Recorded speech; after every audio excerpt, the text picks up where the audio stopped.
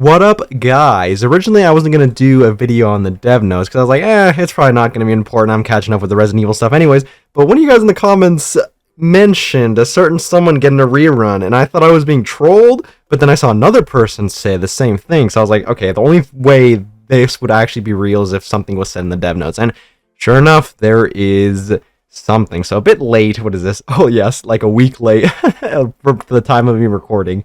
Unfortunate. Anyways, September has always been a special month. Not only does it signify the beginning of a new season as the summer heat fades away, but it is also a turning point in Nikke's long journey towards its 3rd anniversary. In this developer's notes, I will once again outline the optimization updates for September and share some good news as we anticipate the month of October. I'll try to read fast so it's not too boring. Let's see, optimization. Due to the frequent release of developer notes lately, there have been some overlaps in the content. However, I believe it's worthwhile to provide a summary since several important optimizations are expected by the end of September. For topics that have already been covered, I will give a brief overview for your reference. I mean, they basically are covering stuff that I already peeped, though, so I guess I wasn't wrong.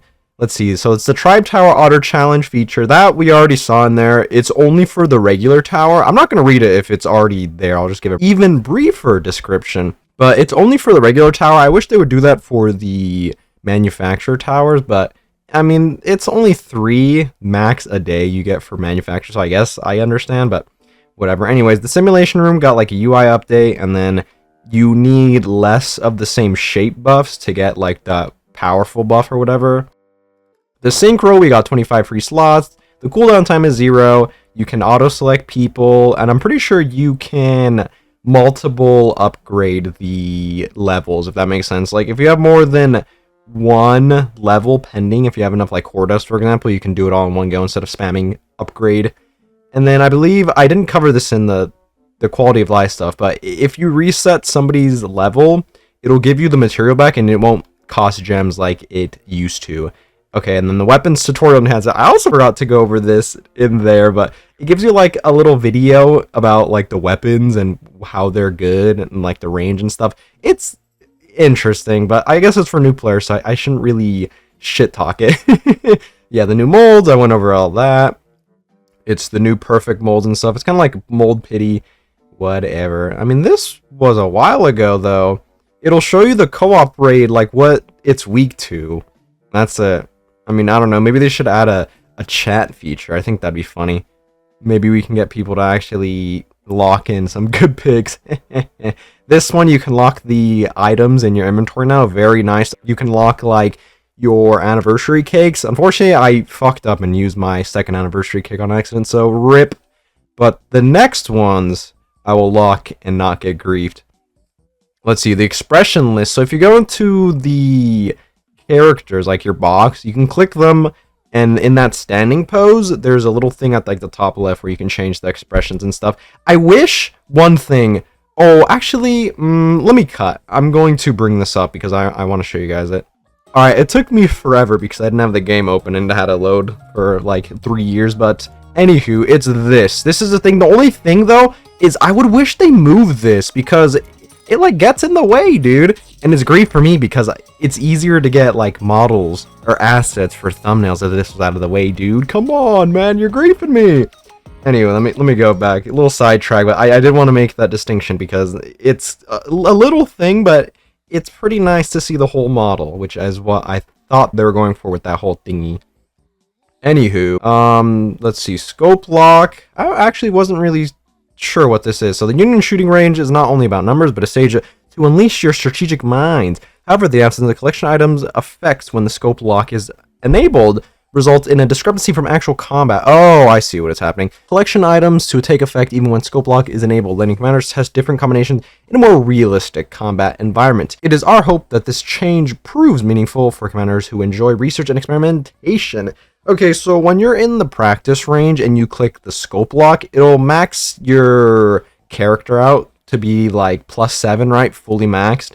And I'm not sure if it gives you the max gear, but this will make it so that your doll is max. I'm not sure if this will take gear, but it's nice to see this. Maybe it'll be more realistic if they were like completely maxed, but anywho. So they're lowering the difficulty of Mother Whale Let's see, the boss in Campaign Chapter 21. While boss battles in Campaign provides a great opportunity to evaluate character synergies, in fact, we realized that the Mother Whale stage went beyond this intention and unnecessarily disrupted game flow. We hope this update will offer a smoother and more enjoyable progression experience. Now, if I'm correct, Mother Whale was bugged, so I wonder if it was bugged to be harder, but it looks like they're making it a bit easier. I wonder if the free-to-play wall is still going to be at Mother Whale. I know that was a bit griefed for like a lot of players, and that was also good for me. I was stuck on Mother for like a lot when I was starting out, but ooh, new stuff here finally. Side story update. A new side story, Eden's Spear, will be released on October 16th. The title suggests Eden's Spear revolves around Eden. While it may seem like just a side story, it is a crucial segment that should not be overlooked because of its possible connection to the 3rd anniversary story event or the main story. Moreover, various well-loved characters we have not seen in a while will be making their appearances in the story. We wish to bring joy to you with these reunions alone, and we believe they'll serve as a foreshadowing to make you look forward to future story developments. Though just a short story, we are confident that Eden's Spear will be a special experience if you take the time to feel the meaning and emotions it carries, and warmly welcome the characters that were left in the back of your mind for a while. Really hope you enjoy. Now, I wonder if these side stories are voiced. I don't remember if they are. I don't think they are, but the last one I did was Mudfish, I believe, like before the 2.5. It was with Levy and Siren.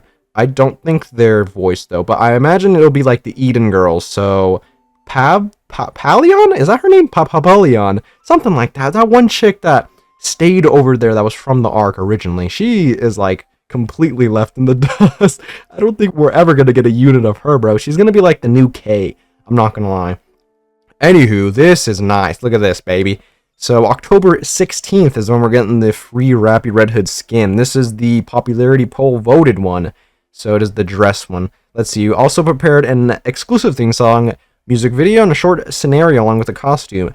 The latest popularity poll and costume voting has been highly intense and unpredictable. I still remember how I would nervously monitor the voting until the end. For this reason, each commander's choice carries great importance, and through this process, Rapi's costume has taken an even more special meaning. The developer team has been working with great excitement to present Rapi, who have been by our side for a long time, in a brand new look. Personally, I think this is the most satisfying music video and song we've produced for any voted costume so far, so I can't wait to hear your thoughts about them. The costume is not just a reward, but another precious experience celebrating the time shared with Rapi. We will put our full effort into perfecting this work until the day is delivered to you. So, in case you don't know, they do like a mini event where you use her. It's kind of like the treasure stories a bit, where you'll actually go into a fight and you'll like use them. It'll be only her. She'll be like locked, but you'll be able to use the skin even if you don't have her. So that is cool. I wonder if it'll be like a music video like they did for the summer event, like the animated. I wonder if it's something like that. I'm not really sure what this means. Was this here last year? I don't remember. Let's see. Okay. This is the 2.5 anniversary story event, Unbreakable Sphere and minigame. Oh, nice. They're going to get put into the archives. The minigame was pretty fun. I don't know if it was the craziest on the tier list, but I did enjoy the minigame. However, it was a bit laggy, I'm not gonna lie. Once you have too many units on the field, that shit's really laggy. Yeah, blah, blah, blah. Oh, yeah. Pilgrim pickup reruns in October. See, this is what I saw, and I was like, wow, I can't believe they actually did this.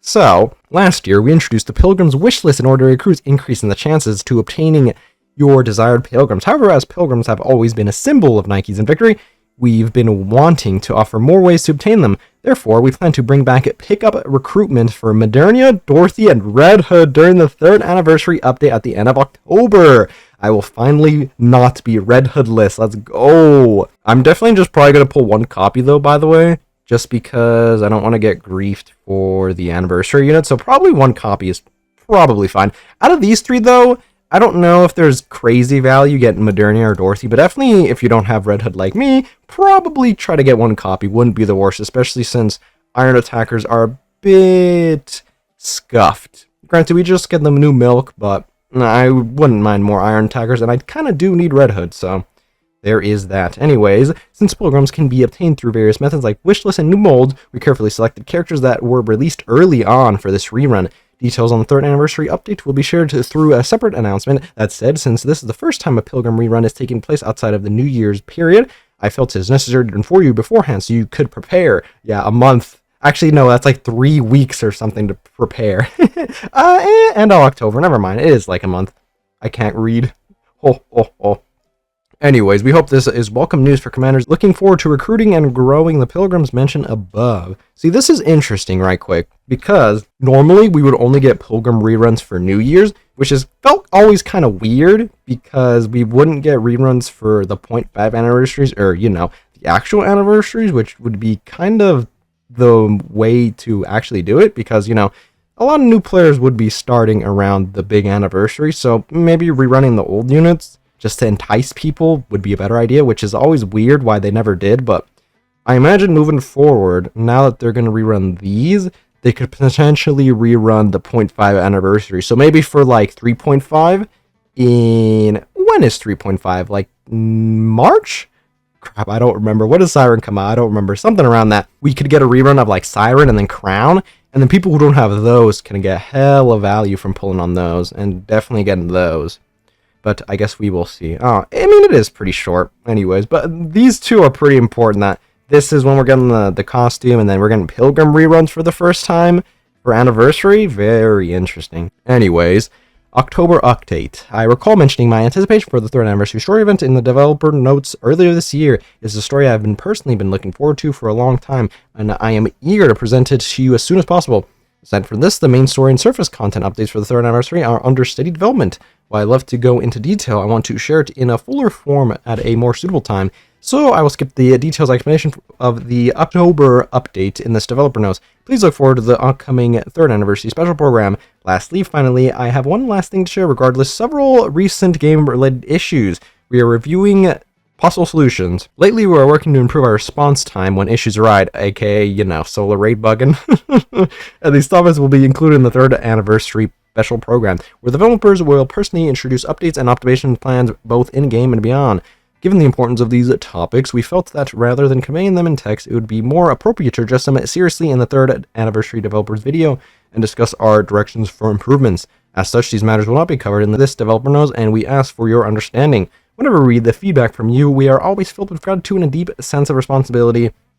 Please, thank you, appreciate your support. That's basically what that says. Anyways, so we definitely have a live stream coming up per usual, and it looks like, I mean, this has to be because like a lot of solar raid bugging recently, right? And they gotta fix that, but definitely the highlights of this dev notes are this. I can't believe I was like, this dev notes is gonna suck. So I'm going to just skip it and catch up on the Resident Evil stuff. And they're like, oh yeah, Pilgrim rerun. You might be able to get Red Hood. So that's cool. I definitely think Red Hood is the move. I finally won't be Red Hoodless, which I do appreciate. I imagine, by the way, how Anniversary works, in case you don't know. They do like making it so that the current campaign kind of coincides with the anniversary, which honestly, this time, I'm not sure what it could be. Maybe it could still be like Hansel and Gretel, because currently Cindy and Siren are like doing their own shenanigans, especially after the 2.5 anniversary story.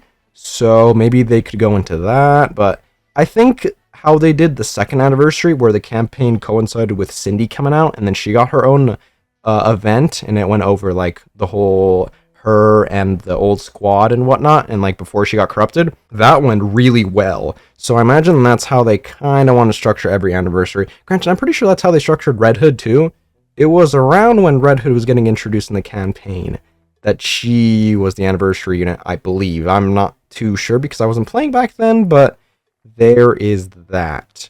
I imagine that is what they're going to do going forward, because I mean that structure is pretty good and pretty well received, so I imagine they're going to try to do that. I think they did miss a little bit when trying to do that for the 2.5, but it was like a little thing. For the most part, it was because the advised didn't have the commander, which was a bit weird, and honestly could have just been avoided if you just waited a bit and kind of intertwined the campaign. But I don't know, maybe they were going for something like this so that the 3rd anniversary would be again without the commander, which I guess that would be the case if it is just Cindy and Siren doing their own shtick and on their own, which I kind of hope that's not the case, but I guess we'll see. Maybe it's just not Hansel and Gretel anyway, so at the very least, I definitely think the new Anise. Overspec Anise is coming New Year's, I guarantee you. That's my prediction. Hopefully that's the case. And then, oh man, this is so greased, bro, though. We're getting the Red Hood reruns, and then we're going to get the anniversary units,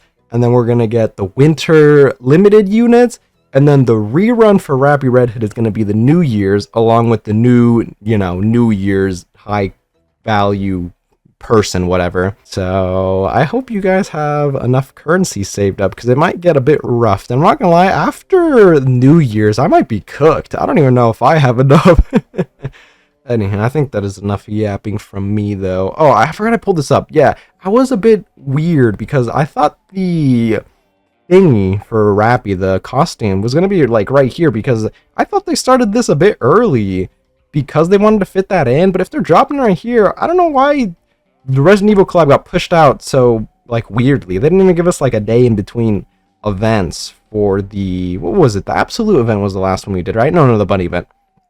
They didn't give us, like, even a day for that, so that was a bit weird. But I wonder if this is just going to be a dry week or something. Whatever. At the very least, I got to do, what, a side story, and then the Rapi Red Hood thingy.